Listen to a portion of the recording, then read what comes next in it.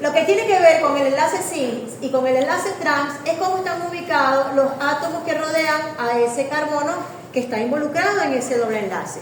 Si están los dos del mismo lado, lo llamamos cis. Si están alternos, uno arriba y el otro abajo, lo llamamos trans. En este caso, yo puedo llamar a este que está aquí, lo llamo cis, porque tiene del mismo lado, son totalmente asimétricos los carbonos, y si yo tengo uno arriba y uno abajo, yo digo que estos carbonos son asimétricos, y entonces este doble enlace es de tipo trans. ¿Qué tiene que ver eso? Bueno, que al momento de hacer la oxidación, al momento de descomponerlo, va a ser reconocido o no por la enzima que se encarga de romper el enlace. Eso. En el rumen, normalmente dijimos en la naturaleza lo que consumimos de la planta, si usted se comió el aguacate, se comió la semilla, donde quiera que usted consiguió su ácido graso, su lípido, eso es lo más seguro que sean todos los tipos de enlaces cis. Pero en el rumen de los rumiantes, que aquí empezamos a ver algunas diferencias, nosotros vamos a tener, acuérdense que ahí tenemos una gran cantidad de microorganismos que se van a encargar del proceso digestivo, o en gran parte del proceso digestivo. Entonces, muchos de los ácidos grasos, las bacterias los convierten en ácidos grasos trans. La mayoría de los ácidos grasos, de los lípidos que entran al rumen y las bacterias lo procesan, los convierten en ácidos grasos tipo trans. Algunos pasan, no son procesados por las bacterias, por los microorganismos, y algunos van a llegar a la fracción intestinal como cis. No hay problema, pero la mayoría de los microorganismos que van pasando también hacia el intestino van a pasar como enlaces tipo trans. ¿Por qué es importante? Como dije ahorita, porque en la beta oxidación, estos enlaces trans hay que trabajarlos para poder realizar la beta oxidación completa. Tenemos aceites y grasos derivados del ácido graso que son altamente energéticos. ¿Por qué? Porque son altamente reducidos. Mientras más carbonos tenga yo, y como dije ahorita, si yo los tengo todos con hidrógeno, ellos tienen la capacidad de ceder esos hidrógenos, vamos a formar NADH y FADH, y eso se va a ir a la cadena transportadora de electrones y me va a generar energía en forma de ATP. Si estoy en un adiposito marrón, tengo un animalito que está hibernando, estoy en frío, en vez de irse a la formación de ATP, se va a ir a moverse a través de la membrana y generar carga. La siguiente, por favor. Si yo pregunto por qué es altamente energético o por qué tiene más energía un ácido graso que un carbohidrato, ¿qué van a responder ustedes? Muy bien, porque tiene más hidrógeno. ¿Lo que estén pila? Que estén aquí. En esta pila, ¿están atentos? Fíjense, tengo una aclaratoria aquí con respecto al omega. Como les dije ahorita, nosotros tenemos unos ácidos esenciales que llamamos omega 3 y omega 6. ¿De qué depende el omega? Cuando yo tengo insaturaciones, y dije ahorita, las insaturaciones pueden estar en el carbono 9, en el carbono 12, en el carbono 15, lo más frecuente, que comienza desde el 9. ¿Qué ocurre? Cuando tengo insaturaciones, yo le doy nombre a ese ácido graso desde, y lo borré, pero aquí se ve blanquito. Nosotros dijimos que en el carbono comenzamos a contar desde el carbono 1, 1, 2, 3 y así. Bueno, tiene 20. Pero cuando yo tengo insaturaciones, la ubicación de la insaturación, yo creo que se ve mejor blanco. Se ve mejor blanco, sí. La ubicación de la insaturación la voy a decir desde el último carbono. Vamos a decir que este es, aquí yo tengo varios pasitos, aquí tengo mi grupo metilo. Y yo tengo una insaturación aquí. Para yo mencionar dónde está la saturación, yo puedo decir, ok, está en el carbono, en este caso yo tengo aquí el carbono, está en el carbono 3. Pero cuando le voy a dar nombre a ese ácido graso, le doy el nombre desde el final. Este es mi carbono omega, que sería el último. Y yo entonces la ubicación del doble enlace la voy a decir desde el omega. ¿Ok? Si está desde el último, 1, 2, 3, yo digo que es un omega 3. porque la primera insaturación la tengo en el carbono número 3, pero descontando desde el omega 3. Por eso decimos omega 3. Y no un ácido carboxílico de 12 carbonos con insaturación en 13, es distinto. Cuando yo digo omega 3, lo estoy ubicando desde el final. Aquí tenemos un ácido graso que no tiene insaturación, es un ácido graso lineal. Me va a formar una molécula o una estructura lineal, completamente lineal. Por su extremo carboxílico, el extremo carboxílico puede tener, normalmente es hidrofílico, él puede reaccionar, puede generar una reacción hacia el agua, pero el resto de la estructura, toda esta estructura es totalmente hidrofóbica. Cuando nosotros tenemos una insaturación, esa insaturación le va a dar un pliegue a ese ácido graso. Y a nivel de membrana eso es sumamente importante. ¿Por qué? Porque quien me le va a dar la capacidad, o lo que llamamos nosotros la fluidez de la membrana, no tanto fluidez para que ella se mueva, sino la fluidez para que las moléculas que puedan atravesarla o moverse a través de la membrana puedan moverse con mayor facilidad. Eso se llama la lateralidad de las moléculas. Arriba, que se muevan como unas masitas que están ahí flotando sobre la membrana o entre la membrana. Mientras más ácidos grasos insaturados tengan, son como huequitos que le van quedando, es mucho más fácil que los elementos que yo tengo que necesitan moverse a través de la membrana se puedan mover. Y si ustedes se acuerdan de la cadena transportadora de electrones, nosotros diríamos proteínas móviles ahí. El citocromo Q iba de complejo 1 a complejo. ¿A cuál complejo iba el citocromo Q? ¿Del 1 a dónde? Al 3. ¿Y del 2 al 3? Y el citocromo C. Lo que pasa es que el citocromo C sí se mueve por debajo de la membrana. Es hidrosoluble. Pero el citocromo Q es liposoluble. Se va a mover a través de la membrana. ¿Quién le va a dar la fluidez y esa capacidad de poderse mover a través de la membrana? Yo debo tener ahí varios ácidos grasos insaturados. En cambio, si los tengo todos compactos, todos insaturados, es mucho más difícil moverse a través de esa membrana. Y cuando nosotros hablamos de la flexibilidad de la membrana es flexible. Usted se toca y no es lo mismo tocar tocar una superficie dura y rígida que tocar a un animal. Todos los animales son flexibles, todos. Uno con la pierna durita, otro con la pierna suavecita, pero todos somos flexibles. Nuestra membrana es altamente flexible. Nuestros tejidos son flexibles. Y esa flexibilidad, gran parte, se la da primero que está constituido por ácido graso y la constitución de esos ácidos grasos en la membrana. Esto también es importante y eso lo tocamos nosotros en el tema 1 cuando hablábamos de sistemas fríos, donde debería ser menos rígida la membrana, y en sistemas cálidos, que esa membrana debía ser un poquito más rígida. Fíjense, cuando nosotros hablamos de aceites y de grasas, hablamos de la mantequilla. La mantequilla a temperatura ambiente es sólida, no es aceitosa. En la temperatura ambiente que mantenemos nosotros en el trópico. Y aquí en Maracaibo, mi familia de Caracas, mi familia, ¿cómo se llama? Tiene la costumbre de meter, porque está acostumbrado a la mantequilla un poquito más rígida, no le gusta aguadita, la meten en la nevera. Cuando la metemos en la nevera, ¿qué le pasa a la mantequilla? Se pone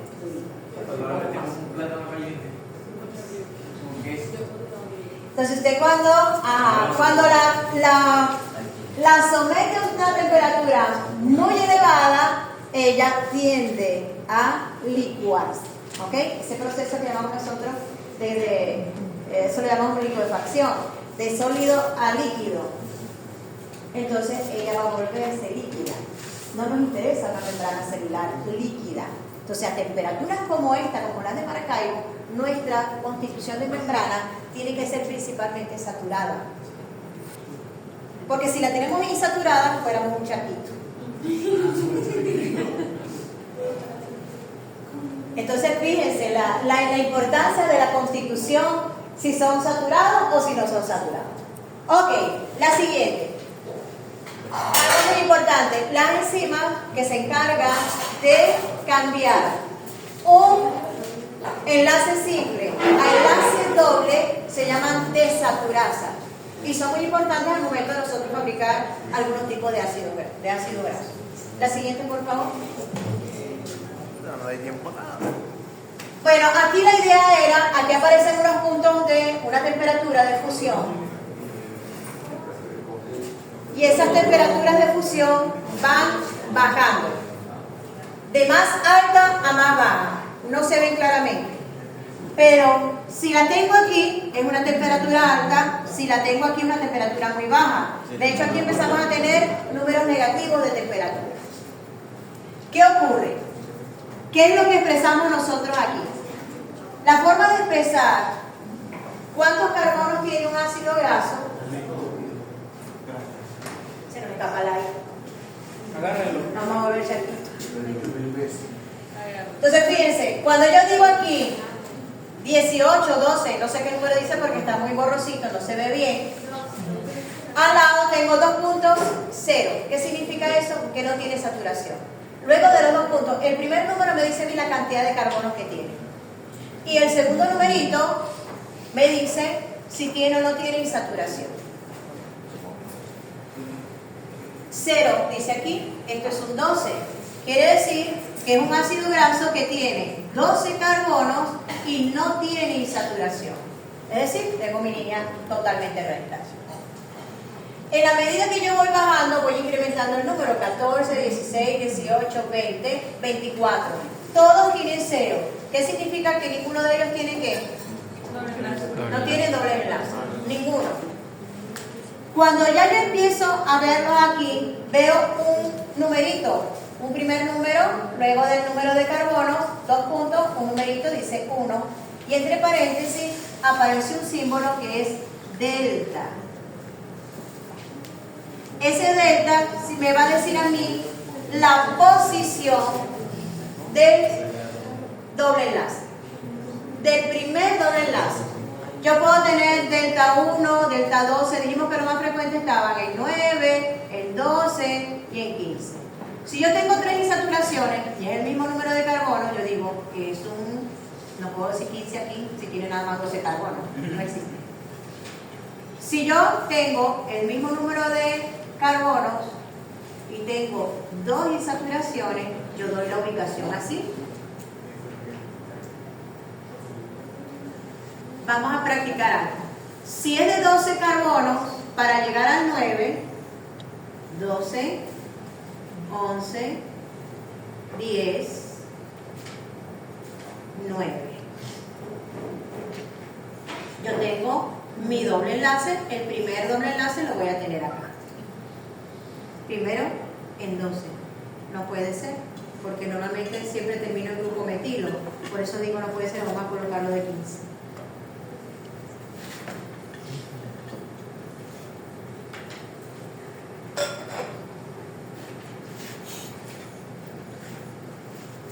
Tengo un grupo metilo. Y ya le iba a colocar el doble enlace. Vamos a colocar los 15 carbonos. 1, 2, 3, 4, 5, 6, 7, 8, 9, 10, 11, 12, 13, 14 y 15. Aquí voy a tener yo entonces mi segundo.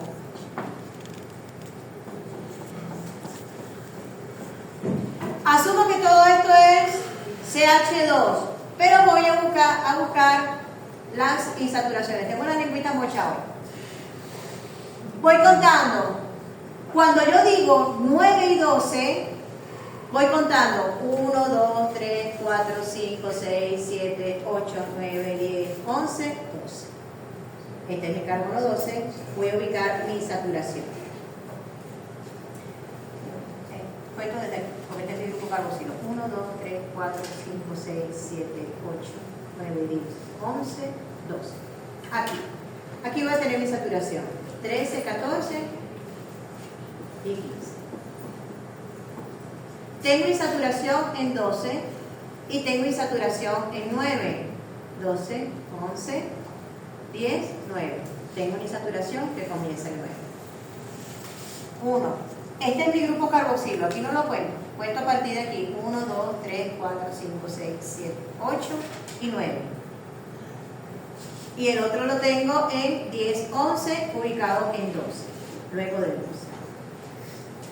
Si yo voy a decirlo desde este punto de vista, desde este tipo de nomenclatura, digo, tengo una molécula de 15 carbonos con insaturaciones, con 2 insaturaciones. Están aquí, una ubicada en el 9 y en el 12.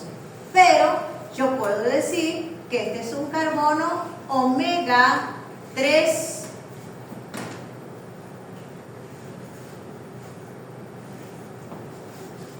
Porque la primera insaturación la tengo, si cuento desde el omega, la tengo en 1, 2 y 3. Entonces, esto es lo que yo llamaría un omega 3.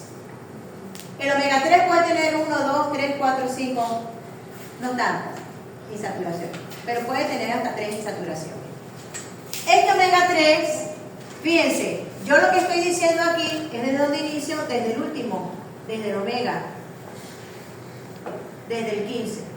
Quiere decir que va a comenzar 3 allá. Y lo puedo rotular así, como decir que estamos ubicados entonces en 9 y en 12. Eso es para que ustedes se ubiquen que considero yo un ácido graso omega 3. Todos los que tengan a partir del tercer carbono del último, puede ser que este tenga 20, pero si yo contando desde el último tengo en el tercer carbono se inicia un doble enlace, aunque este sea el carbono número 20, pero es el omega. Si yo tengo aquí el primer doble enlace, yo considero que esto es un ácido graso omega 3. ¿Sí me expliqué? Sí. Sí. Ok. Profe, ¿y qué hacemos con la insaturación del 9? ¿No pasa nada? ¿Con él? Con la insaturación del 9. O sea, el nombre, No, el nombre en base al primero que encontremos. El primero que encontremos desde el omega es el que le va a dar el rótulo. Si yo no tengo este aquí, sino que tengo el 9, que son creo que 3 más allá, Omega sería 6. omega 6. Correcto. Es de donde consigo el primero, desde el último, desde el omega. Muy bien. Seguimos aquí. Es lo importante que sepamos nosotros. Ay, borré los de arriba, no importa. Ya tenemos aquí 12, 14, 16, 18, 20 y 24. Todos insaturados. En la medida que va aumentando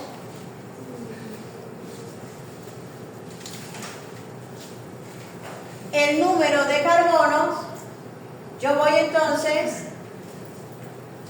incrementando esa rigidez de mi ácido graso. Pero en lo que yo le empiezo a meter insaturaciones, este tiene una sola insaturación, este tiene una sola insaturación, este tiene 2 insaturaciones, este tiene 3 insaturaciones y este tiene 4 insaturaciones. En la medida que yo le voy introduciendo insaturaciones a la molécula, yo la voy a hacer a ella más lábil a la temperatura. Quiere decir que ella va a alcanzar su punto de fusión con temperaturas más bajitas, en la medida que yo voy incrementando el número de insaturaciones. Mientras menos insaturaciones tenga, más frigidita va a ser ante la temperatura. La siguiente.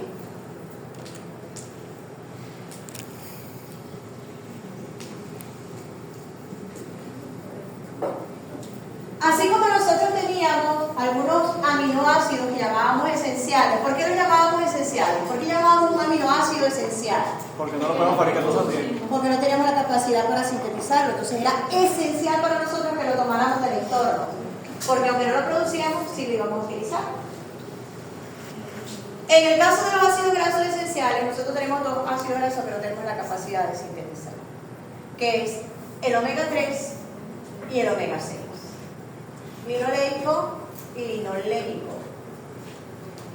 ¿Por qué ellos son importantes? Porque son precursores, primero de estructuras de membrana, de lípidos de membrana, de ácidos grasos de membrana. Y de ácidos grasos de membrana que no solamente son importantes desde el punto de vista estructural, sino desde el punto de vista funcional también. Nosotros tenemos un ácido graso que vamos a ver más adelante, que es el ácido araquidónico, y el ácido araquidónico es precursor de mediadores inmunológicos.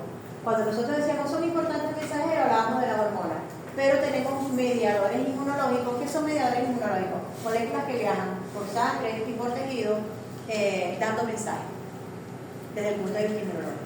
¿Con quién se va a comunicar? Con las células del sistema inmunológico, para que generen una respuesta X. En el caso del ácido araquidónico, nosotros vamos a tener mensajeros químicos que van a inducir procesos inflamatorios.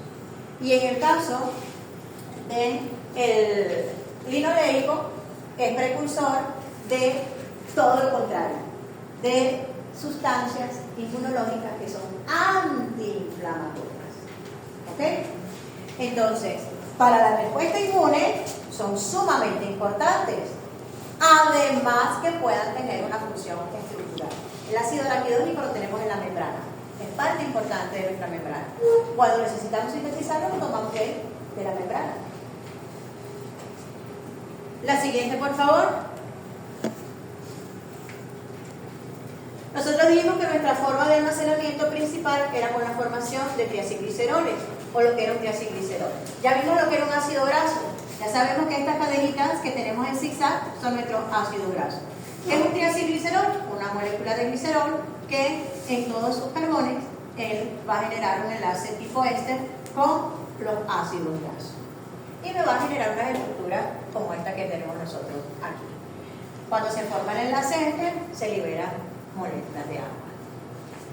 Nosotros vamos a sintetizarlo y se utilizan enzimas X diferentes para el proceso de síntesis del ácido graso. Inicialmente se le va incorporando uno por uno el ácido graso para generar el triacilglicerol. Como característica, tienden a ser hidrofóbicos. Fíjense que nosotros habíamos dicho que por el extremo carboxilo, que es este que tenemos, en este momento lo tenemos ubicado, de este lado, dijimos que siempre lo íbamos a representar hacia el lado derecho. En este lado tenemos representado el grupo carboxilo del lado izquierdo, porque es el que va a generar una reacción con los grupos OH de este alcohol que tenemos nosotros aquí. Entonces va a reaccionar por su grupo carboxilo. Y nosotros habíamos dicho que el grupo carboxilo era lo que quizás mantenía este ácido graso que pudiera tener una interacción con el agua.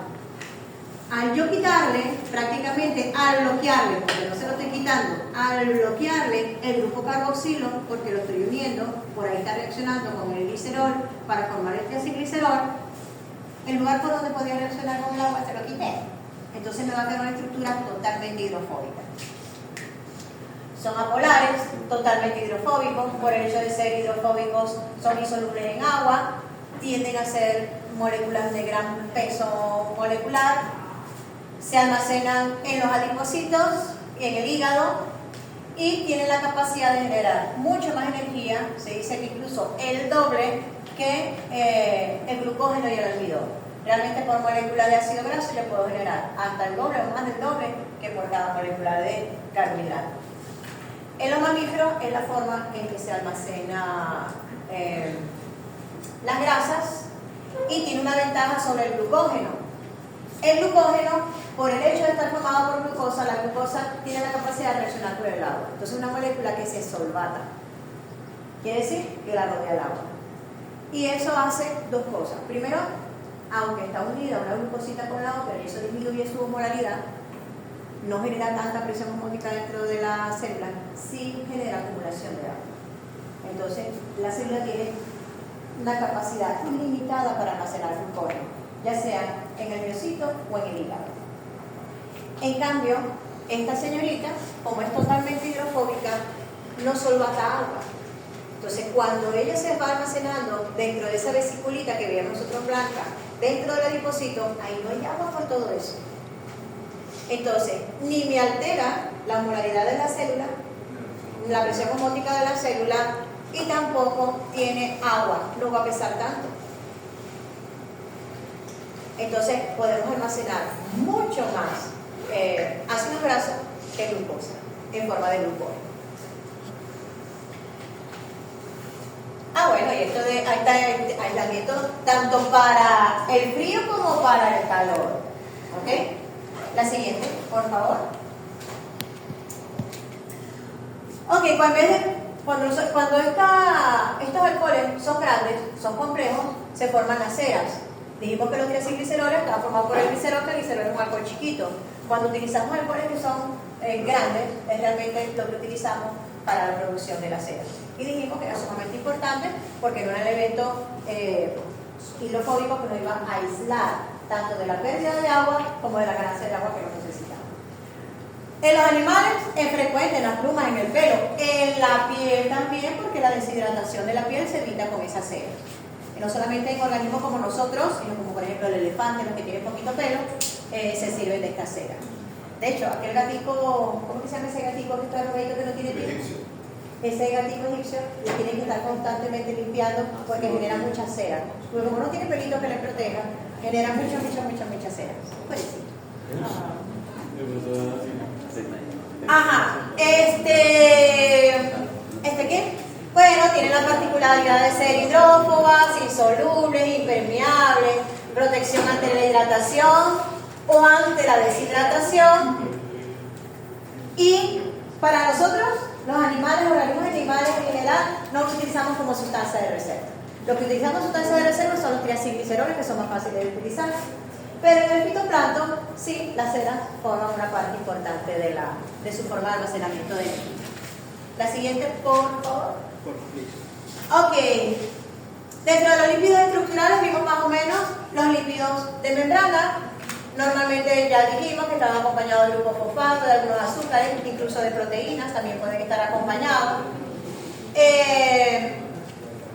Y tienen funciones importantes. Nosotros lo mencionamos y dijimos, bueno, generan compuestos que son complejos. Los llamamos complejos, ¿por qué? Porque tienen otras moléculas. Pero esas moléculas que están asociadas a la membrana son sumamente importantes porque están encargadas de la relación de la célula con su entorno. Porque actúan como receptores, porque actúan como marcadores de histocompatibilidad, en fin. Todas esas proteínas que nosotros tenemos fuera, o vamos a decir, en la capa externa de nuestra célula, le dan esa capacidad a la célula para poder reaccionar con su entorno. Y todas están embebidas en los lípidos. ¿Ok?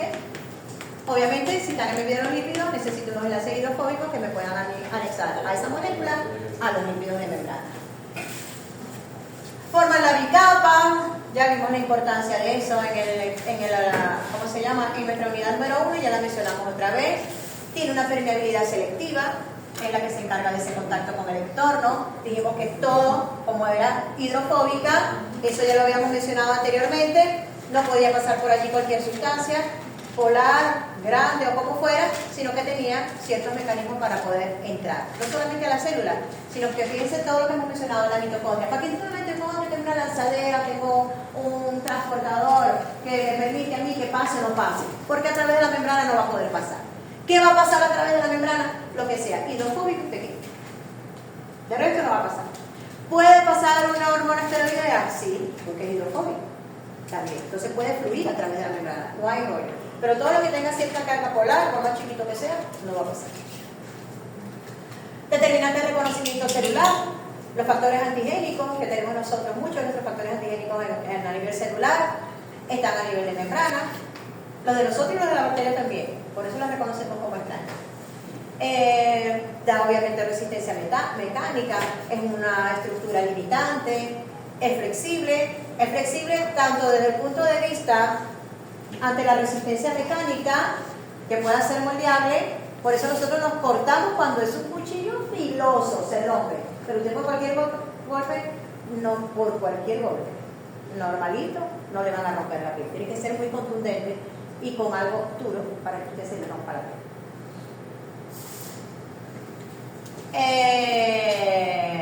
Claro, yo estoy hablando de la piel, pero ahí no solamente tenemos membrana, aquí tenemos colágeno, además de elastina, tenemos una cantidad de elementos que además nos están protegiendo. Pero lo decía como un ejemplo. Igual es la célula usted la puede, mecánicamente, la puede afectar, pero no romper. Y si la rompe, y la rotura es pequeña, el hecho de ser lipídica hace que ella solita se vuelva a ensamblar. Tiene que ser una rotura muy grande para que ella active algunos mecanismos distintos a un mecanismo netamente físico dentro de ella. Y ya hablamos hablamos de la fluidez lateral y los RAP son las balsitas, son unas balsitas. Esas balsitas que llamamos nosotros balsitas lipídicas son complejos que se encargan, son receptores a nivel de membrana celular. La siguiente. Esa la vemos bien en posgrado. Ya esto lo vimos, son los distintos lípidos de membrana. La siguiente, por favor. Ok, dentro de esas estructuras de membrana ya habíamos hablado y nos habíamos mencionado los grupos esfingolípidos. Dentro de estos grupos tenemos las esfingomielinas, que son importantes a nivel de membrana, ya los habíamos mencionado. Y los que actúan, como por ejemplo el fosfatidilinositol, es como un ejemplo de estructuras de membrana que actúan como mensajeros internos a nivel intracelular. Llega una hormona, por ejemplo, activa la denilatociclasa, y la denilatociclasa lo que hace es inducir, activar una lipasa a nivel de membrana. Esa lipasa rompe un fosfolípido y me genera el fosfatidilinositol, que es un segundo mensajero, y me activa el retículo endoplasmático, liberación de calcio, en fin. Genera una cantidad de reacciones aquí dentro de la membrana. Eso no se lo tienen que aprender, simplemente para que vean cómo actúa un mensajero químico interno. La siguiente, por favor. Ok. Lo que habíamos dicho, desde el punto de vista estructural, nosotros tenemos una clasificación de saponificables y no saponificables, de los lípidos. Los saponificables, ya habíamos mencionado que estaban generados, estaban constituidos por ácidos grasos, unidos a un alcohol. El más frecuente que vamos a conseguir en la naturaleza, ya dijimos que eran las ceras y los triacilgliceroles. Cuando los sometemos a una reacción con hidróxido de sodio, se liberan los ácidos grasos y el glicerol. Oído al tambor, las lipasas tienen este efecto también. Entonces, cuando ocurre el proceso de liberación del glicerol, el glicerol ¡pum!, se va vía sanguínea hacia el hígado. ¿Y qué hacemos con el glicerol en el hígado? Gluconeogénesis. Muy bien. Y el resto de los ácidos grasos sí se van a los distintos tejidos para que pueda ser oxidado y generar energía. Entonces, ¿qué llamamos saponificación? La saponificación es el tratamiento que se le da a los lípidos con hidróxido de sodio, que me va a liberar y me va a generar glicerol y ácidos grasos libres. ¿Ok? La siguiente. De la saponificación nosotros dijimos que habían algunos lípidos que no eran saponificables. Ahorita vamos a hablar de los que sí son saponificables, es decir, de los que están constituidos principalmente por ácido graso. Tenemos los simples, esto estaba corregido. Dentro de los simples tenemos los acilglicéridos o acilgliceroles y las ceras también. Esto va aquí.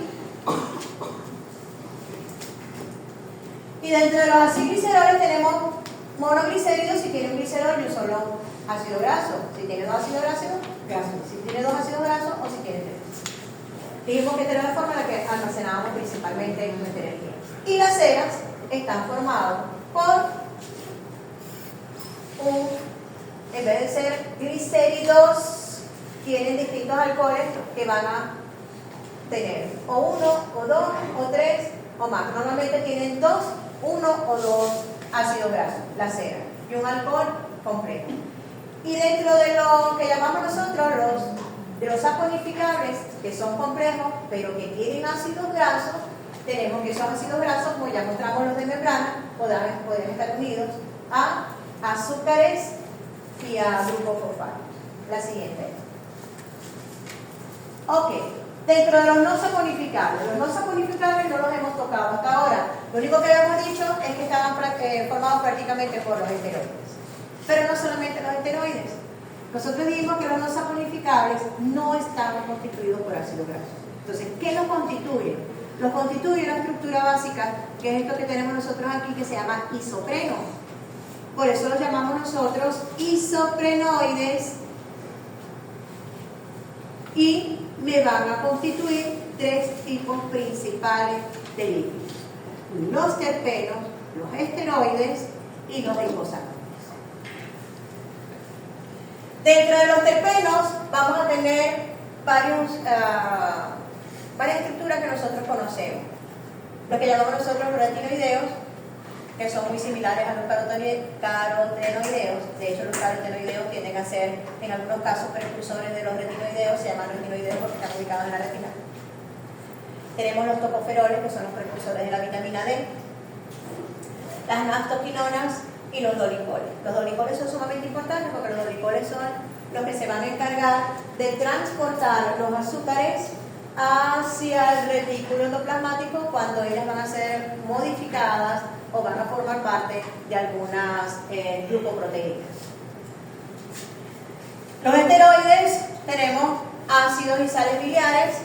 Los esteroides están formados como base por el colesterol y ellos me van a formar gran parte de los ácidos y sales biliares, son precursores de las hormonas esteroideas, como hemos dicho, y de la vitamina D principalmente.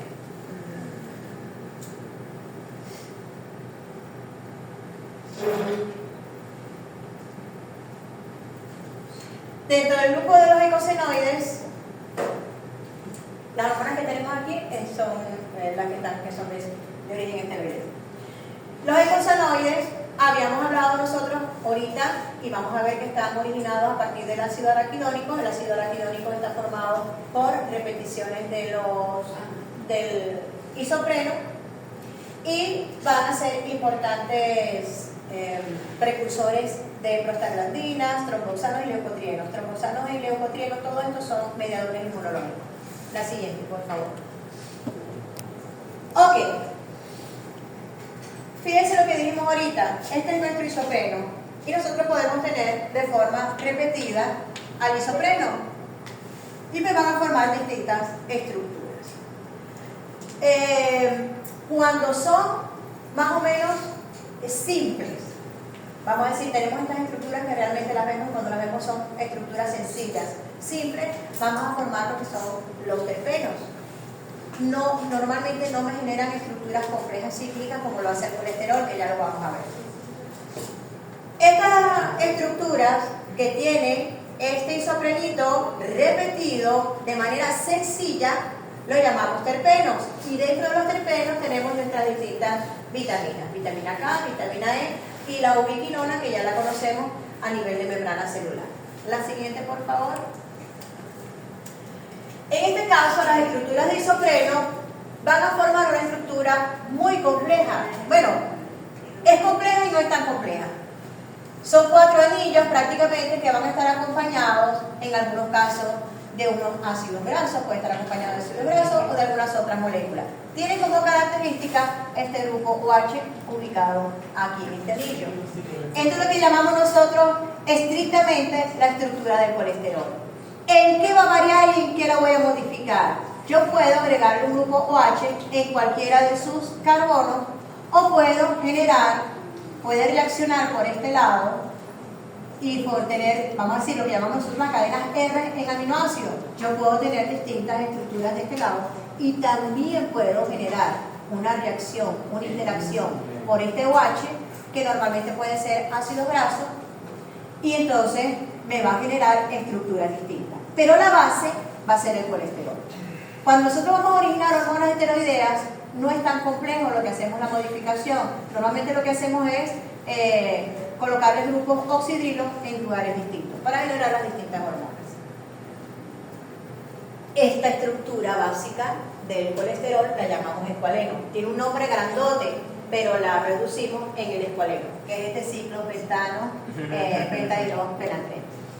Y lo llamamos escualeno. ¿Qué me va a originar el colesterol? Y fíjense lo importante que es el colesterol. No podemos decir que no vamos a comer colesterol, como hace su cochinito encantado de la vida, su tocineta. ¿Por qué? Porque usted va a generar vitamina D, usted va a generar sus hormonas esteroideas, y también para el proceso de la digestión de los ácidos grasos y de todos los lípidos que estamos consumiendo, vamos a necesitar de nuestras sales biliares. La siguiente. La vitamina D también es buena para la absorción de calcio, ¿no? ¿Para? La absorción de calcio. Principalmente la D es para la absorción de calcio. De hecho, la vitamina D, que en muchos casos decimos las vitaminas C son cofactores, las del complejo B, porque la vitamina D es prácticamente una hormona. porque ella va a controlar la absorción y desorción de calcio en los huesos. Tanto la absorción a nivel intestinal como la absorción a nivel de hueso. ¿Y en qué momento vamos a utilizar calcio de hueso para cumplir con nuestras funciones?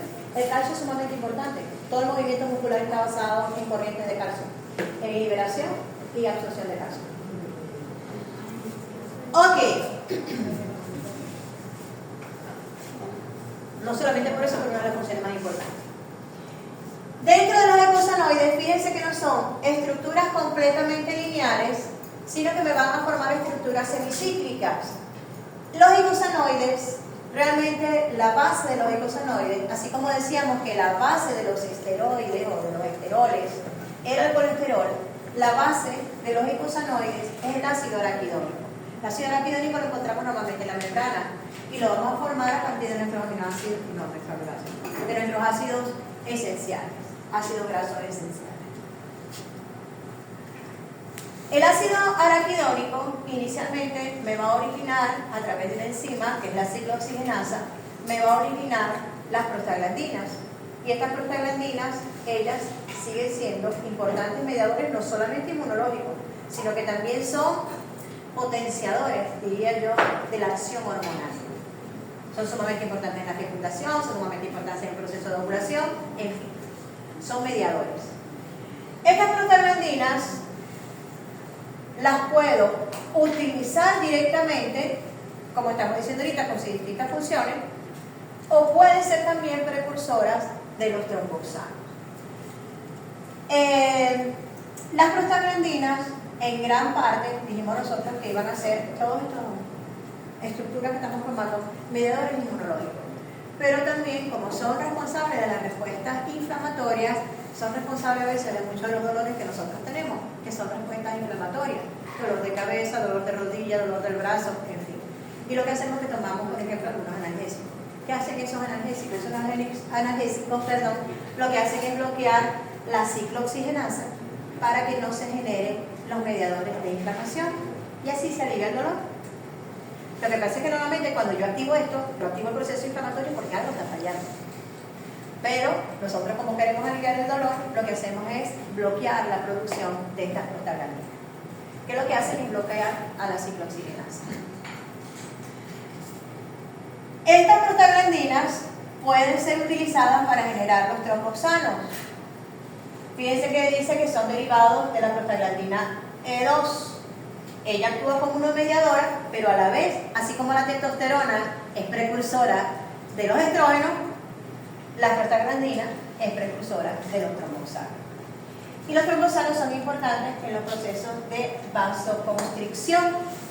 Aquellas personas que por problemas respiratorios tienen procesos de vasoconstricción o vasodilatación están ahí involucrados los tromboxanos. Y los leucotrienos no son, no vamos a decir, no vienen de los tromboxanos, pero sí vienen del ácido araquidónico. En vez de utilizar una enzima, la ciclooxigenasa, nos vamos por una vía metabólica diferente y se van entonces a sintetizar los leucotrienos. Aquí lo refieren como importantes quimiotácticos. ¿Qué es una sustancia quimiotáctica?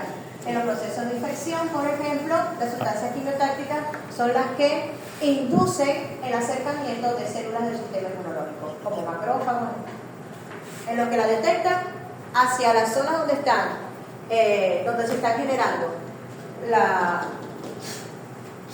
los leucotrienos, entonces hacia esa zona se va a dirigir la célula del sistema inmunológico.